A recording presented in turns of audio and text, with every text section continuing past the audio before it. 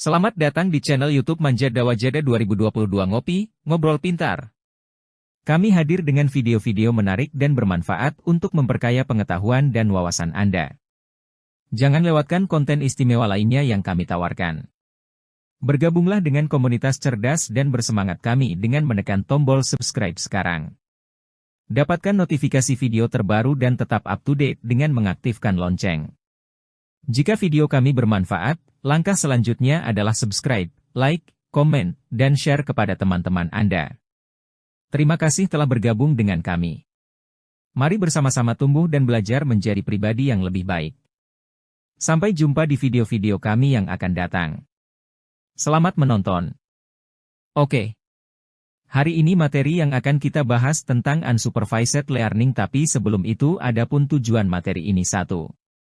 Mahasiswa mampu memahami dan menjelaskan definisi unsupervised learning 2. Mahasiswa mampu memahami dan menjelaskan perbedaan supervised dan unsupervised learning 3.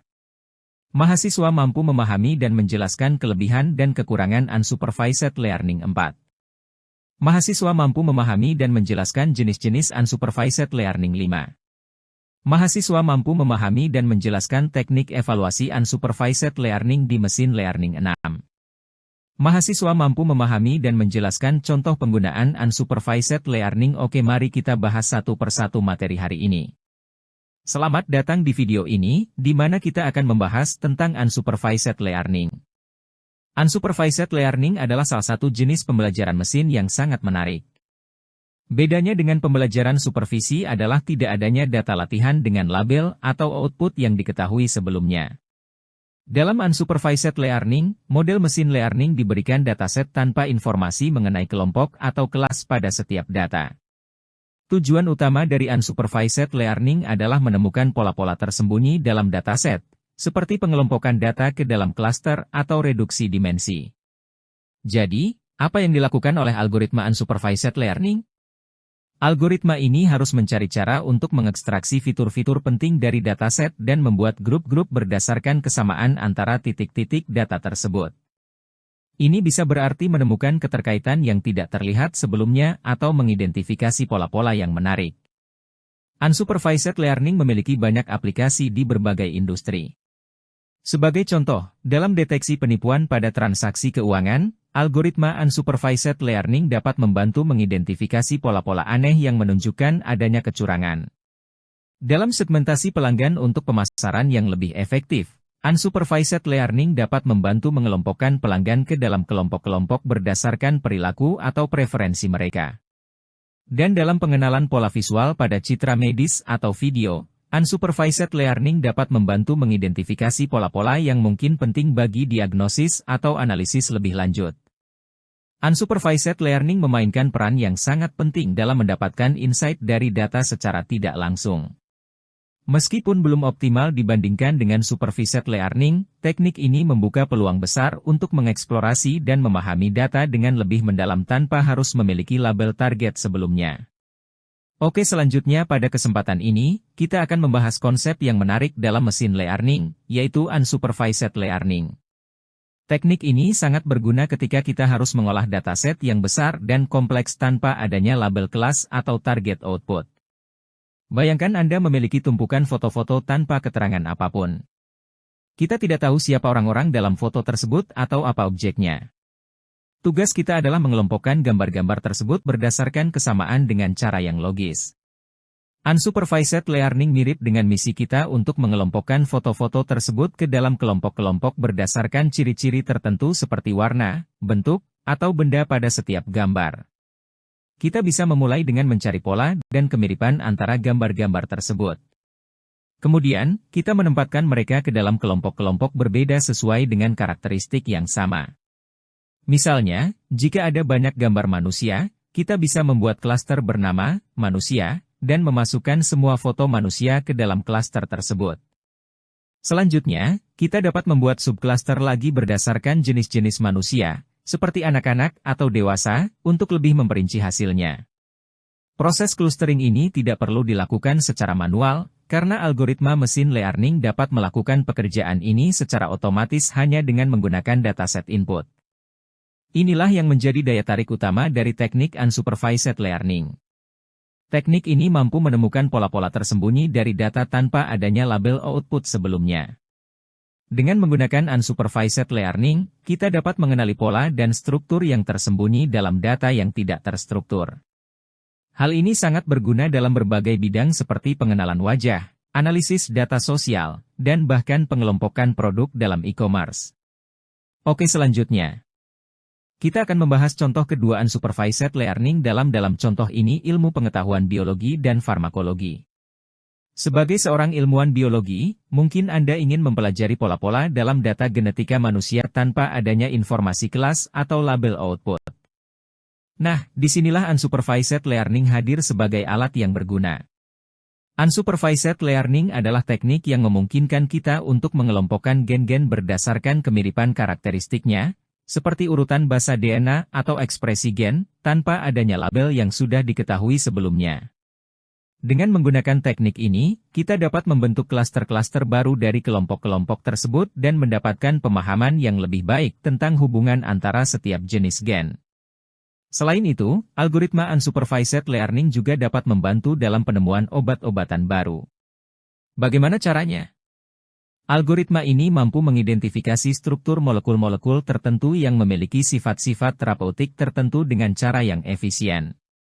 Dengan menggunakan teknik reduksi dimensi, kita dapat menyederhanakan representasi informasi molekul-molekul tersebut sehingga lebih mudah diproses oleh komputer. Hal ini juga mempercepat proses penemuan obat yang sebelumnya memakan waktu lama. Contoh-contoh di atas memberikan bukti betapa berguna dan efektifnya teknik unsupervised learning dalam bidang-bidang ilmu pengetahuan seperti biologi dan farmakologi. Teknik ini mampu mengekstraksi insight-insight penting dari data-data kompleks tanpa adanya label output sebelumnya, yang membantu para ahli untuk mencapai tujuan mereka secara lebih cepat dan akurat. Oke, selanjutnya, pada dasarnya, supervised learning dan unsupervised learning adalah dua jenis pendekatan yang berbeda dalam pembelajaran mesin. Supervised learning melibatkan penggunaan dataset yang telah diberi label, yang berarti setiap sampel dalam dataset memiliki informasi tentang keluaran yang diharapkan.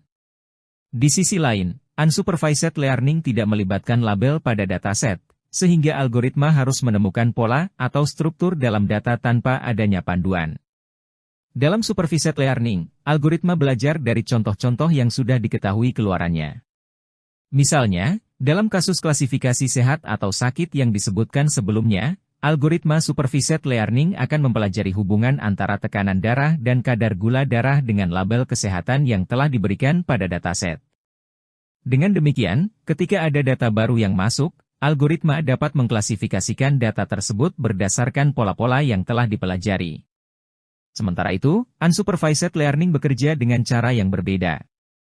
Algoritma ini tidak memiliki informasi tentang keluaran yang diharapkan dan harus mencari struktur atau pola-pola yang tersembunyi dalam data. Dalam contoh yang sama, algoritma unsupervised learning akan menganalisis tekanan darah dan kadar gula darah untuk menemukan kelompok atau klasifikasi yang alami dalam data tanpa memiliki panduan tentang kesehatan seseorang. Perbedaan utama antara kedua pendekatan ini terletak pada adanya label pada dataset dalam supervised learning. Label-label ini memberikan panduan kepada algoritma untuk belajar dan membuat prediksi pada data yang belum pernah dilihat sebelumnya. Sementara itu, unsupervised learning bergantung pada penemuan struktur dalam data tanpa panduan dari label. Kedua pendekatan ini memiliki kegunaan yang berbeda tergantung pada jenis masalah yang ingin diselesaikan. Supervised learning cocok untuk tugas-tugas klasifikasi atau regresi di mana kita ingin memprediksi keluaran berdasarkan input yang diketahui. Di sisi lain, unsupervised learning dapat digunakan untuk menggali wawasan atau menemukan pola baru dalam data yang tidak diketahui sebelumnya. Dalam memilih pendekatan yang tepat, penting untuk mempertimbangkan tujuan dan sifat dari dataset yang digunakan. Dengan pemahaman yang baik tentang perbedaan antara supervised learning dan unsupervised learning, Anda dapat memilih pendekatan yang paling sesuai untuk masalah yang sedang dihadapi dalam pembelajaran mesin. Oke, selanjutnya kita akan membahas perbedaan antara supervised learning dan unsupervised learning dalam konteks pembelajaran mesin. Supervised learning merupakan jenis pembelajaran mesin di mana algoritma belajar dari sebuah dataset yang sudah diberi label atau target output tertentu. Dalam supervised learning, setiap sampel pada dataset dilengkapi dengan informasi tentang label targetnya. Misalnya, jika kita ingin membuat sebuah model mesin learning untuk mengklasifikasikan apakah seseorang sehat atau sakit berdasarkan tekanan darah dan kadar gula darah, kita akan memerlukan dataset yang sudah diberi label. Dataset ini akan berisi informasi tekanan darah, kadar gula darah, dan label yang menunjukkan apakah seseorang itu sehat atau sakit. Dalam kasus tersebut, supervised learning akan membantu model mesin learning untuk mempelajari pola-pola pada data tersebut. Algoritma akan mengenali hubungan antara fitur-fitur input, seperti tekanan darah dan kadar gula darah, dengan keluaran atau kelas target, yaitu status kesehatan. Dengan demikian, model dapat mengklasifikasikan data baru berdasarkan pola yang telah dipelajarinya. Di sisi lain, unsupervised learning adalah jenis pembelajaran mesin di mana algoritma belajar dari dataset yang tidak memiliki label atau target output tertentu. Dalam unsupervised learning, algoritma harus mengidentifikasi pola atau struktur yang ada dalam data tanpa adanya petunjuk label. Misalnya, jika kita memiliki dataset yang berisi informasi tentang pembelian pelanggan, tetapi tidak ada label yang menunjukkan preferensi pelanggan tertentu, kita dapat menggunakan unsupervised learning untuk mengelompokkan pelanggan ke dalam segmen-segmen berdasarkan pola pembelian yang serupa. Dalam unsupervised learning, algoritma akan mengeksplorasi data dan mencari pola atau struktur yang muncul secara alami. Algoritma ini dapat menggunakan metode seperti pengelompokan, clustering, atau reduksi dimensi, dimensionality reduction, untuk mengidentifikasi pola atau struktur tersebut. Jadi, perbedaan utama antara supervised learning dan unsupervised learning adalah adanya label pada dataset. Supervised learning membutuhkan dataset yang sudah diberi label, sementara unsupervised learning dapat bekerja dengan dataset tanpa label. Oke, selanjutnya. Pada kesempatan kali ini, kita akan membahas mengenai kelebihan dan kekurangan dari unsupervised learning. Kelebihan pertama dari unsupervised learning adalah kemampuannya dalam mengekstraksi pola-pola tersembunyi yang tidak pernah diketahui sebelumnya. Dengan teknik ini, algoritma dapat mengidentifikasi pola-pola yang mungkin tidak tampak secara langsung oleh manusia. Hal ini membuka peluang untuk penemuan-penemuan baru yang menarik. Kelebihan kedua adalah kemampuannya dalam mempercepat analisis data. Dengan menggunakan algoritma unsupervised learning, data dapat dikelompokkan secara otomatis, memungkinkan kita untuk mendapatkan wawasan dan pemahaman yang lebih cepat. Ini sangat membantu dalam mengatasi kompleksitas data yang besar. Kelebihan terakhir adalah pengurangan bias manusia dalam proses analisis. Manusia cenderung memberikan penilaian subjektif pada dataset, yang dapat menyebabkan informasi-informasi penting terabaikan. Dengan menggunakan teknik unsupervised learning, kita dapat menghindari jenis bias ini. Algoritma bekerja berdasarkan struktur internal dataset itu sendiri, memungkinkan kita mendapatkan wawasan yang objektif. Meskipun demikian, unsupervised learning juga memiliki beberapa kekurangan. Salah satunya adalah kesulitan dalam mengevaluasi hasil. Karena tidak ada label target output yang digunakan, evaluasi hasil menjadi lebih subjektif. Hal ini bisa menjadi tantangan dalam menentukan sejauh mana hasil unsupervised learning dapat diandalkan. Oke, selanjutnya, kita akan membahas mengenai kelebihan dan kekurangan dari metode unsupervised learning. Mari kita mulai dengan menggambarkan kekurangannya. Kekurangan pertama dari unsupervised learning adalah kesulitan dalam melakukan evaluasi terhadap kualitas hasil clustering. Berbeda dengan supervised learning yang memungkinkan pengukuran akurasi model dengan metrik-metrik seperti confusion matrix atau ROC curve, unsupervised learning tidak memiliki label output target yang dapat dijadikan acuan. Hal ini membuat evaluasi kualitas hasil clustering menjadi cukup sulit dilakukan. Kekurangan kedua adalah waktu komputasi yang diperlukan cukup lama. Algoritma unsupervised learning seringkali membutuhkan waktu komputasi yang panjang, terutama jika dataset yang diolah sangat besar. Proses pengelompokan data yang kompleks dan pencarian pola tanpa bimbingan mengharuskan algoritma untuk menjalankan banyak iterasi dan perhitungan yang rumit. Terakhir, kekurangan ketiga adalah tidak cocok untuk tugas-tugas klasifikasi. Karena tidak ada label atau target output tertentu dalam unsupervised learning, metode ini tidak cocok digunakan untuk tugas-tugas klasifikasi atau regresi. Unsupervised learning lebih difokuskan pada pemahaman struktur data dan identifikasi pola tersembunyi tanpa memperhatikan kelas atau label tertentu. Meskipun memiliki kekurangan-kekurangan tersebut, unsupervised learning juga memiliki beberapa kelebihan yang menarik. Sayangnya, kita tidak memiliki informasi yang cukup untuk menggambarkan kelebihan-kelebihan tersebut. Namun, Anda dapat menjelajahi lebih lanjut tentang unsupervised learning untuk mengetahui manfaat dan aplikasinya dalam berbagai bidang seperti pengelompokan data, pencarian informasi terkait, dan analisis asosiatif. Oke, selanjutnya kita akan membahas tentang jenis-jenis unsupervised learning. Salah satu jenisnya adalah clustering. Clustering adalah teknik data mining yang digunakan untuk mengelompokkan data yang tidak berlabel berdasarkan persamaan atau perbedaannya. Beberapa algoritma clustering yang sering digunakan adalah K-means, hierarchical clustering, dan Destan. Dengan menggunakan algoritma-algoritma ini, kita dapat mengidentifikasi pola dan struktur dalam data yang tidak terlihat secara kasat mata.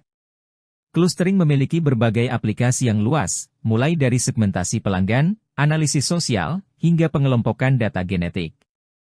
Dengan menggunakan clustering, kita dapat mendapatkan wawasan berharga dari data yang belum terstruktur. Deteksi anomali merupakan proses mengidentifikasi data yang berbeda dari data lain dalam sebuah dataset.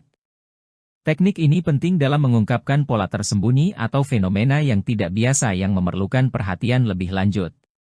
Dalam pembelajaran mesin, khususnya pembelajaran tanpa pengawasan, metode ini sering digunakan karena dapat mengklasifikasikan data ke dalam kelompok-kelompok tertentu, sehingga memudahkan dalam mengidentifikasi titik data yang anomali. Deteksi anomali memiliki aplikasi yang luas, misalnya dalam bidang keamanan siber, manufaktur, dan kesehatan. Dengan mendeteksi anomali, kita dapat mencegah kerugian finansial maupun non-finansial yang dapat timbul akibat peristiwa yang tak terduga. Jadi, deteksi anomali sangat penting dalam berbagai industri. Oke, selanjutnya. Salah satu jenis unsupervised learning yang selanjutnya adalah jaringan saraf tiruan atau JST. JST adalah sebuah algoritma yang sangat berguna dalam mengidentifikasi pola dan keterkaitan data. Dengan kemampuannya untuk memetakan data dan bereaksi terhadap pola, JST dapat digunakan untuk mengenali pola fungsi logika serta mengklasifikasikan suatu pola tertentu. Salah satu fitur menarik dari JST adalah kemampuannya untuk belajar dan mengubah bobot koneksi antar node dalam jaringan melalui algoritma backpropagasi. JST juga dapat dilatih dengan memberikan ciri citra dari pola yang akan diidentifikasi, menjadikannya sebagai teknik analisis data sederhana yang sangat bermanfaat bagi berbagai bidang seperti kecerdasan buatan, pengolahan gambar, dan masih banyak lagi. Selanjutnya, kita memiliki Restricted Boltzmann Machine atau RBM. RBM adalah algoritma jaringan saraf buatan yang digunakan untuk menemukan pola dalam data melalui pembelajaran tak terawasi dan pengurangan dimensi data. RBM terdiri dari lapisan input dan lapisan tersembunyi. Lapisan input menerima data masukan, sedangkan lapisan tersembunyi bertanggung jawab untuk mengekstraksi fitur-fitur dari data tersebut. Fungsinya utama adalah melakukan reduksi dimensi pada data kompleks serta mengidentifikasi pola-pola tersembunyi dalam data. RBM dapat digunakan dalam berbagai macam tugas seperti klasifikasi, rekomendasi, dan pengenalan pola. RBM juga mempercepat proses pembelajaran jaringan saraf di bidang fintech atau teknologi keuangan. Oke, selanjutnya, mari kita mulai dengan reduksi dimensi. Reduksi dimensionalitas adalah proses penting dalam analisis data yang kompleks. Teknik-teknik seperti PCA, SVD, LDA, NMF, TSNE, dan jaringan autoencoder digunakan untuk mengurangi fitur atau variabel dalam dataset. Contohnya, PCA dapat mengubah data ke dalam sistem koordinat baru yang mencerminkan varians maksimum, sementara SVD berguna dalam kompresi citra. LDA digunakan untuk klasifikasi dengan kombinasi linear fitur, dan NMF membantu dalam pengolahan citra dan penambang teks. Selain itu, TSNE mempertahankan struktur lokal saat memetakan data berdimensi tinggi ke dalam dimensi yang lebih rendah, dan jaringan autoencoder belajar representasi terkompresi dari data. Selanjutnya, mari kita bicarakan tentang Self-Organizing Maps atau SOM. SOM adalah algoritma pembelajaran mesin tanpa pengawasan yang sangat berguna dalam pengelompokan data dan reduksi dimensionalitas. Dengan menggunakan algoritma pembelajaran kompetitif, SOM menciptakan representasi berdimensi rendah dari ruang masukan. Hal ini memungkinkan kita untuk dengan mudah memvisualisasikan dan menginterpretasikan data yang kompleks. SOM dapat diterapkan dalam berbagai bidang seperti pengenalan pola, pengolahan gambar, dan penambangan data. Dengan mengelompokkan titik-titik data yang serupa, SOM membantu kita menemukan pola dan hubungan tersembunyi dalam dataset. Kemampuannya untuk mengurangi data berdimensi tinggi menjadi ruang berdimensi lebih rendah menjadikan SOM alat yang sangat berharga dalam analisis data eksploratory dan ekstraksi fitur. Oke, selanjutnya kita akan membahas tentang TSNE atau T-Distributed Stochastic Neighbor Embedding. TSNE adalah algoritma yang sangat bermanfaat dalam memvisualisasikan data yang berdimensi tinggi. Ini membantu kita memahami pola dan struktur tersembunyi dalam dataset yang kompleks.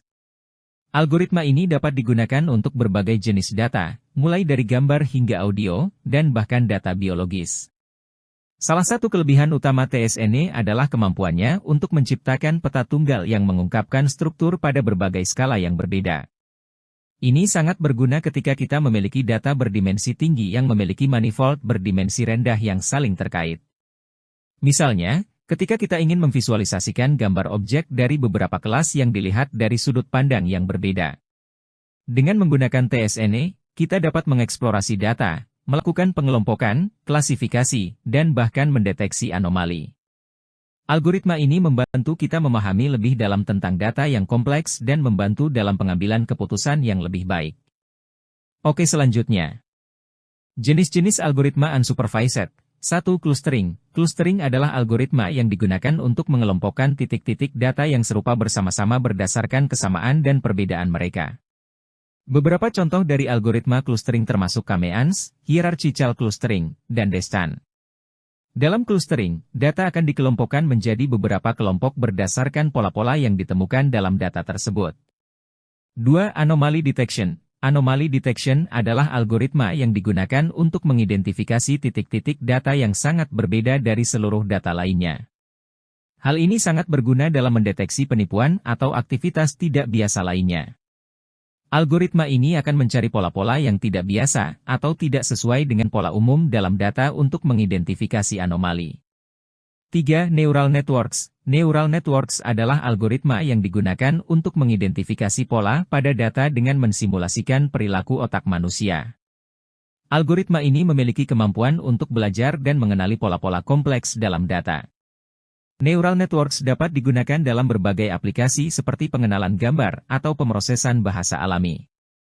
4. Dimensionality reduction. Dimensionality reduction adalah algoritma yang digunakan untuk mengurangi jumlah fitur dalam dataset sambil mempertahankan informasi pentingnya saja. Algoritma ini sangat berguna dalam visualisasi data dengan dimensi tinggi secara lebih mudah dipahami. Dengan mengurangi dimensi data, kita dapat mewakili data yang kompleks dalam ruang yang lebih sederhana dan lebih mudah dipahami. Oke, selanjutnya pertama, mari kita bahas metrik internal yang digunakan untuk mengevaluasi kualitas klaster yang dihasilkan oleh algoritma pembelajaran tanpa pengawasan tanpa memerlukan informasi label eksternal. Metrik-metrik internal umum yang digunakan adalah Silhouette Coefficient, Davis-Bouldin Index, dan Chalinsky-Harabas Index. Metrik-metrik ini membantu kita mengukur seberapa baik algoritma kita dalam membentuk kelompok yang kohesif dan terpisah. Selanjutnya, kita memiliki metrik eksternal yang membandingkan hasil pengelompokan dengan informasi label yang tersedia. Metrik-metrik eksternal umum yang digunakan adalah Adjusted Rand Index, Mutual Information Score, dan Foulkes-Mallows Index. Metrik-metrik ini membantu kita membandingkan hasil pengelompokan dengan apa yang sebenarnya kita harapkan. Terakhir, kita memiliki teknik validasi silang, cross-validation, yang sering digunakan untuk mengevaluasi kinerja algoritma pembelajaran tanpa pengawasan. Dalam validasi silang, cross-validation, data dibagi menjadi beberapa subset yang digunakan secara bergantian sebagai data pelatihan dan pengujian. Metrik evaluasi digunakan untuk mengukur kinerja model pada setiap iterasi validasi silang, cross-validation. Oke, selanjutnya visualisasi klaster melibatkan representasi data dan hasil pengelompokan dengan tujuan memeriksa apakah struktur klaster yang dihasilkan masuk akal dan sesuai dengan harapan. Teknik yang dapat digunakan dalam visualisasi klaster meliputi reduksi dimensi seperti PCA, Principal Component Analysis, atau TSNE, T-Distributed Stochastic Neighbor Embedding, serta plot grafik. Pentingnya visualisasi klaster dalam evaluasi algoritma pembelajaran tanpa pengawasan adalah untuk memahami apakah algoritma tersebut dapat mengidentifikasi pola yang relevan dalam data dan mengelompokkan data dengan benar. Visualisasi yang baik akan memudahkan pemahaman terhadap pola-pola tersebut dan memastikan bahwa klaster yang dihasilkan memiliki interpretasi yang baik. Dalam evaluasi algoritma pembelajaran tanpa pengawasan, evaluasi domain spesifik dapat digunakan tergantung pada tujuan dan konteks masalah yang sedang dihadapi. Misalnya, jika tugasnya adalah pengelompokan pelanggan, evaluasi dapat dilakukan berdasarkan kriteria seperti loyalitas pelanggan atau efektivitas kampanye pemasaran. Pentingnya evaluasi domain spesifik adalah untuk memastikan bahwa hasil dari algoritma pembelajaran tanpa pengawasan dapat memberikan nilai yang bermanfaat dalam konteks yang relevan. Evaluasi ini membantu menilai apakah algoritma tersebut dapat mencapai tujuan yang diinginkan dan memberikan wawasan yang berarti bagi pengguna atau pemangku kepentingan. Secara keseluruhan, evaluasi algoritma pembelajaran tanpa pengawasan sangat penting untuk memastikan bahwa hasil yang diperoleh memiliki kualitas yang baik. Terdapat berbagai metrik dan teknik yang dapat digunakan untuk mengevaluasi kualitas hasil yang diperoleh oleh algoritma tersebut.